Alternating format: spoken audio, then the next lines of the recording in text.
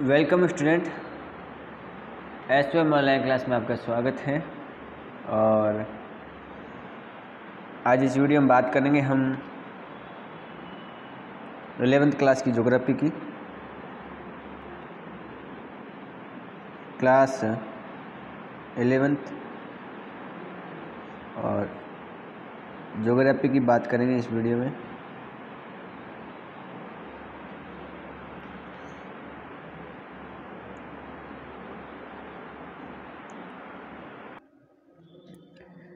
देखिए, हम भू आकृतिक प्रक्रियाएं पढ़ रहे थे और मृदा निर्माण की प्रक्रिया हमने पढ़ ली थी। हम बात करते हैं मृदा निर्माण के कारक। तो हम पढ़ रहे थे मृदा निर्माण के कारक, सोइल फॉर्मिंग फैक्टर्स।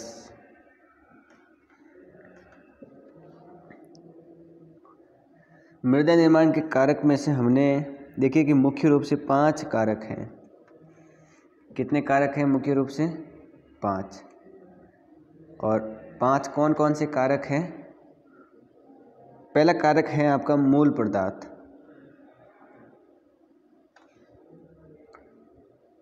मूल पदार्थ जिसमें सेल की जरूरत पड़ती है, सेल। दूसरा है स्थलाकृति।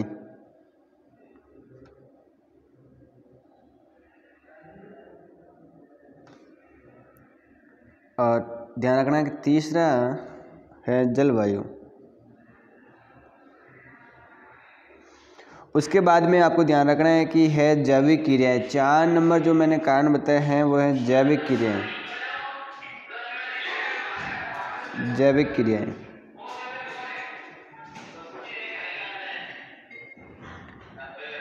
पाँच नंबर है समय।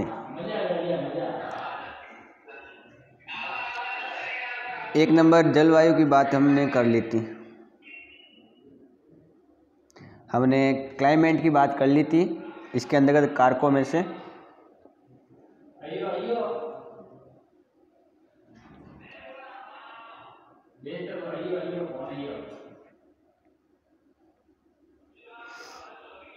क्लाइमेट की हमने बात की थी।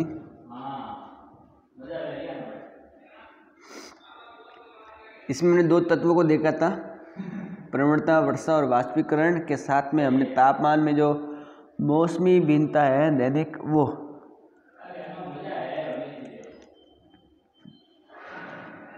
अब बात करते हैं मूल पदार्थ की।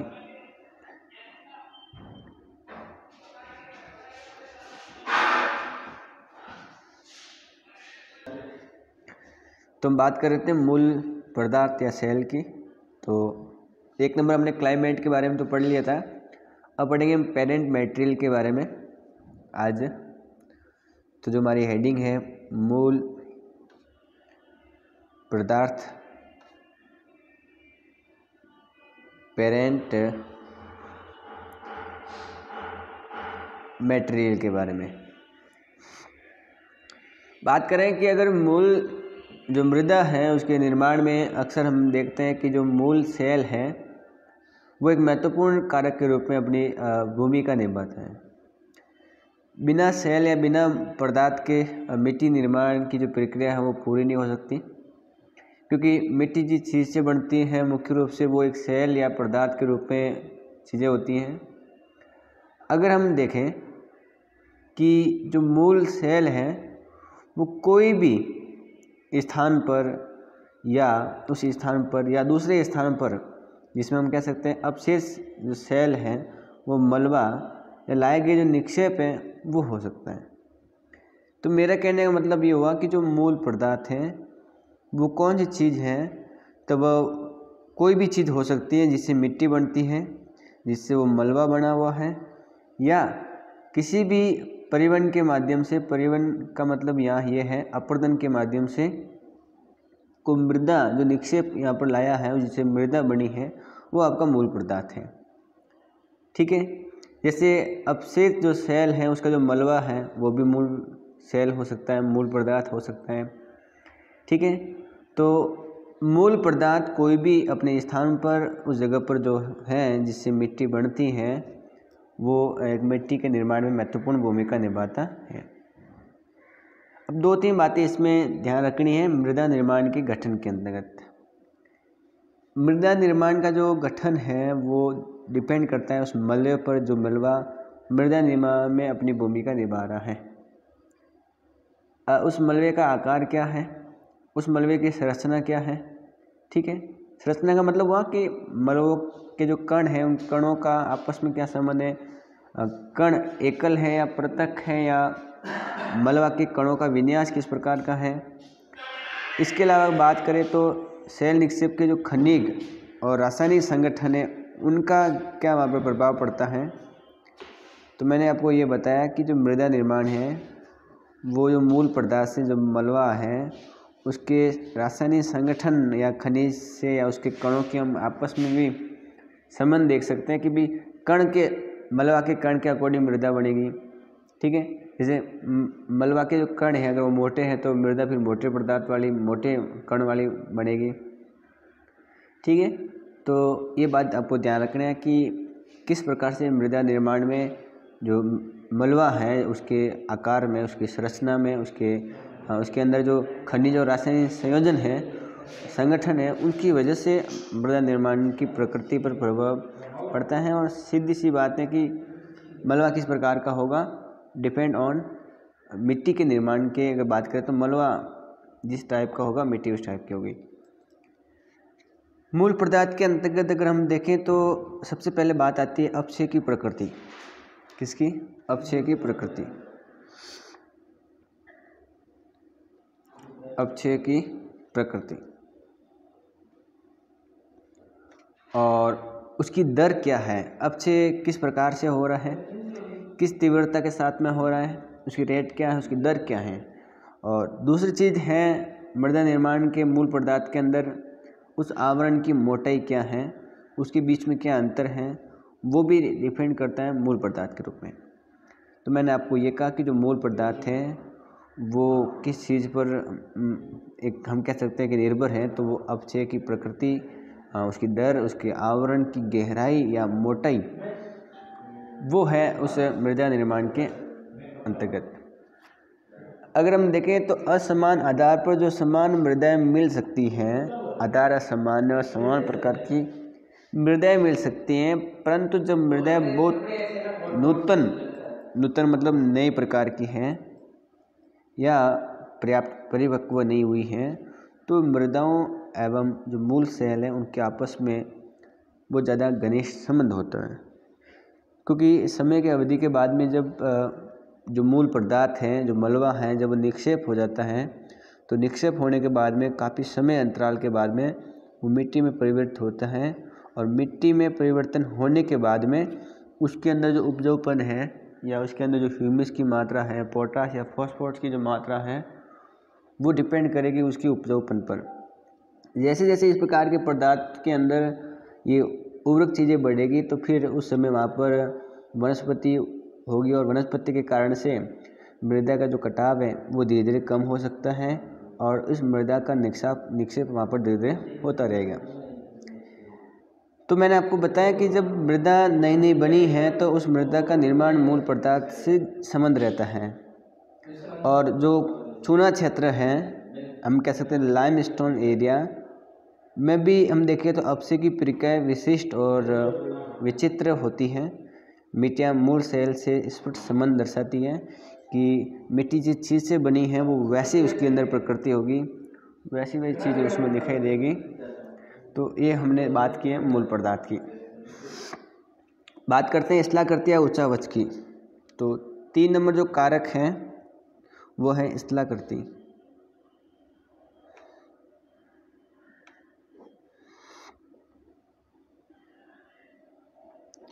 देखिए तीसरा कारक क्या है, स्थलाकृति या उच्चावच, जिसको हम टॉपोग्राफी भी कहते हैं। तो टॉपोग्राफी के अंदर हम किसका अध्ययन करते हैं, हम उसके अंदर उच्चावच का अध्ययन करते हैं, स्थलाकृति के बारे में अध्ययन करते हैं टॉपोग्राफी के अंदर। तो टॉपोग्राफी की बात करें तो जो मूल पदार्थ हैं जिसकी वजह से मिट्टी बनी है, मृदा का निर्माण हुआ है, वो अलग अलग स्थलाकृतियों के निर्माण के साथ में ये प्रक्रिया पूरी होती है। तो मूल सेल की भांति स्थलाकृतियाँ भी एक निष्क्रिय नियंत्रण कारक हैं, निष्क्रिय हैं। अगर बात करें स्थलाकृति मूल पदार्थ के आच्छादन अथवा अनावर्तन होने को सूर्य की किरणों के संबंध में प्रभावित करती हैं। जो स्थलाकृति है वो मूल पदार्थ के आच्छादन अथवा अनावृत होने को, जैसे कोई स्थलाकृति है वो जो मूल पदार्थ है उसके ऊपर जो आवरण है जिससे सूर्य की किरणें उसको प्रभावित करेगी। और अगर देखें तो स्थलाकृति धरातलीय एवं उपसतही अप्रवाह की प्रक्रिया को मूल पदार्थ के संबंध में भी प्रभावित करती हैं। तो धरातल के अंदर ऊपर जो अलग अलग प्रकार की सतह हैं और उस सतह पर जो हम कह सकते हैं कि बाहरी जो बल है वो भी उसे प्रभावित करता है। तीव्र ढालों पर अगर हम देखें तो जो मृदा होती है वो छिछली और सपाट उच्च क्षेत्रों में गहरी और मोटी होती हैं। तो ये भी ध्यान रखना है कि जो तीव्र ढाल है वहाँ जो मृदा अक्सर होती है वो होती है छिछली टाइप, जिसको हम थिन कह सकते हैं। और सपाट क्षेत्र है ये तो ढालों पर है, तीव्र ढालों पर मृदा, और सपाट क्षेत्र पर अगर हम देखें तो गहरी और मोटी, थिक कह सकते हैं हम इसको, गहरी या मोटी थिक प्रकार की मिट्टी पाई जाती है। अब जहाँ पर ढाल निम्न है, जहाँ पर ढाल कम है तो अपरदन भी क्या होगा, कम होगा, ठीक है। और जल का जो परिसरवण है वो अच्छा रहेगा अंदर आराम से, नहीं तो तुरंत चला जाएगा तो जल मिट्टी में जा नहीं पाएगा। तो परकोलेशन हो या परिसरवण जिसकी हम बात कर रहे हैं वो कम होगा मंद ढाल पर, निम्न ढाल पर, ठीक है। और मृदा निर्माण बहुत ही अनुकूल होता है मंद ढाल। तीव्र ढाल से तो अपरदन की प्रक्रिया से स्थलाकृतियाँ बनेगी और फिर वो आगे चली जाएगी, लेकिन तीव्र ढाल की वजह से जो मिट्टी है वो धीरे धीरे ऊपर से नीचे की तरफ जाएगी और धीरे धीरे जाने की वजह से मिट्टी के जो बड़े कण हैं वो वहीं पर निक्षेप हो जाएंगे, जम जाएंगे, और जमने के बाद में जो ऊपर आवरण बनेगा वो मिट्टी निर्माण का एक महत्वपूर्ण आवरण होगा। और हम कह सकते हैं कि ये जो प्रक्रिया है वो मिट्टी निर्माण में वो सहायक है। तो पहली जो बात आपको ध्यान रखनी है कि गहरी जो सपाट ज़मीन है वहाँ पर किस टाइप की बन सकती है, जहाँ पर ढलान ज़्यादा ऊंची है, तीव्र ढलान है, वहाँ पर किस प्रकार की मिट्टी हो सकती है, और मंद ढलान में मिट्टी किस प्रकार की हो सकती है। तीनों टाइप की अलग हैं। सपाट पर सीधी सी बात है, सपाट ज़मीन पर जो मिट्टी होगी वो गहरी मोटी होगी, तीव्र ढालों पर जो मिट्टी होगी वो छिछली प्रकार की होगी, और इसके अलावा मंद ढाल पर जो मिट्टी है वो एक अनुकूलित रूप से होगी, ये ध्यान रखना है।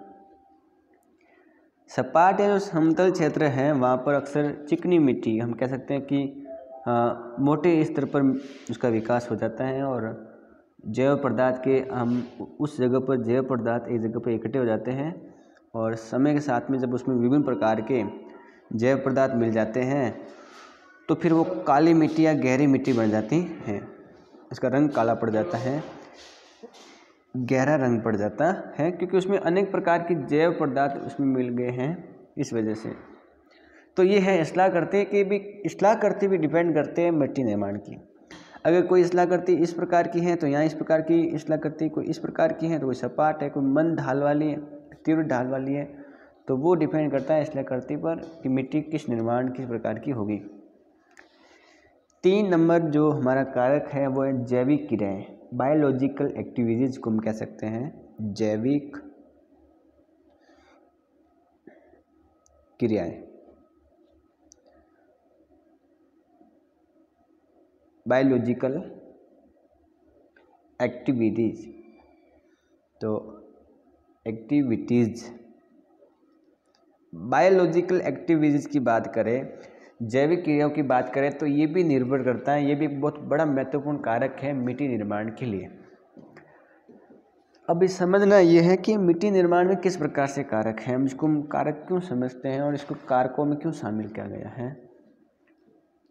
देखो, वनस्पति का जो आवरण है और या जीव की जो जीव हैं वो क्या होते हैं कि मूल पदार्थ के निर्माण में हम कह सकते हैं कि विद्यमान रहते हैं और बाद में भी हो सकते हैं। तो मूल पदार्थ के अंदर अक्सर देखा जाता है कि उसमें किसी वनस्पति की जड़ें हैं या उसका आवरण है, ये जो जीव हैं उसका हम कह सकते हैं बाद में उसका विद्यमान रहना। और मृदा में जैव पदार्थ, नमी धारण की क्षमता, नाइट्रोजन, ये जब जुड़ते जाएंगे तो मृदा निर्माण के अंतर ह्यूमस की मात्रा बढ़ेगी और वो भी एक तो सहायक है मृदा निर्माण में। जो मृत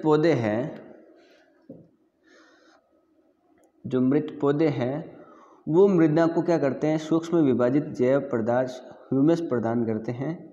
और कुछ जैविक जो अम्ल हैं वो हम कह सकते हैं कि जब ह्यूमस बन जाएगा तो उनका निर्माण होगा। और मृदा के जो मूल पदार्थों के खनिजों की अगर बात करें तो वो भी उस विनियोजन में सहायक होते हैं। और इसके अलावा जो बैक्टीरियल कार्य की बात करें तो गहनता ठंडी और गर्म जलवायु की मिट्टियों में अंतर को दर्शाती है कि ठंडी जलवायु है या गर्म जलवायु है, वो भी एक प्रकार से हम कह सकते हैं कि वहाँ पर जो मिट्टी है वो उस पर डिपेंड करती है बैक्टीरियल कार्य पर। तो जो ठंडी जलवायु है उसमें ह्यूमस एकीकृत होगा क्योंकि जो बैक्टीरिया की जो वृद्धि धीमी हो जाती है ठंडी जलवायु में। और एक बात तो ये याद करनी है, इसके अलावा जो उप आर्कटिक और टुंड्रा जलवायु क्षेत्र हैं वहाँ निम्न बैक्टीरियल कीड़ों की वजह से जो जैविक पदार्थ हैं वो पदार्थ साथ में वो देखें तो वो एक अलग प्रकार से वहाँ पर विकसित हैं। तो जीव क्रिया हम देख रहे हैं किस वजह से जीव क्रिया मिट्टी पर प्रभावित करती हैं। जैसे उष्ण या भूमध्य रेखीय जलवायु में हम देखें तो बैक्टीरिया वृद्धि और क्रियाएं संघन होती हैं, ठीक है। और जब इस प्रकार की क्रियाएं सघन होगी तो जो मृत वनस्पति है वो भी जल्दी से उस गर्म इलाकों में ऑक्सीकृत होगी और जिससे मृदा में ह्यूमस की मात्रा बढ़ेगी। तो किसी स्थान पर मृदा में ह्यूमस की मात्रा, उपजाऊपन जो ज़्यादा या कम है वो उसके रीजन की अगर बात करें तो वो है जलवायु। ठंडी जलवायु के अंदर सीधी सी बात है कि मिट्टी के अंदर ह्यूमस की मात्रा कम होगी क्योंकि वहाँ पर जो पेड़ पौधे या जीव हैं या जो बैक्टीरिया है वो ज़्यादा वृद्धि नहीं कर पाएंगे, वो समय पर क्रिया नहीं होगी। तो सिंपल सी बात है कि जब बैक्टीरिया ही काम नहीं करेंगे तो जलवायु किस प्रकार से उसकी सहायक होगी, ठीक है। तो एक बात तो ये ध्यान रखनी है आपको। इसके अलावा अगर हम बात करें तो बैक्टीरिया और मृदा के जीव हवा में जब गैसीय नाइट्रोजन प्राप्त करेंगे तो रासायनिक परिवर्तन होगा और उसकी वजह से जो पौधों द्वारा उपयोग किया जो भी प्रक्रिया होगी जिसमें नाइट्रोजन का उपयोग होगा वो हम कहते हैं नाइट्रोजन निर्धारण। सिंपल सी बात उसको भी कहते हैं। तो मैंने आपको कहा नाइट्रोजन निर्धारण, ठीक है।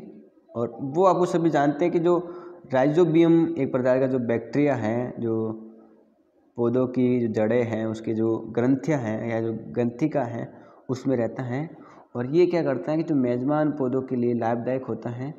सिंपल सी बात है।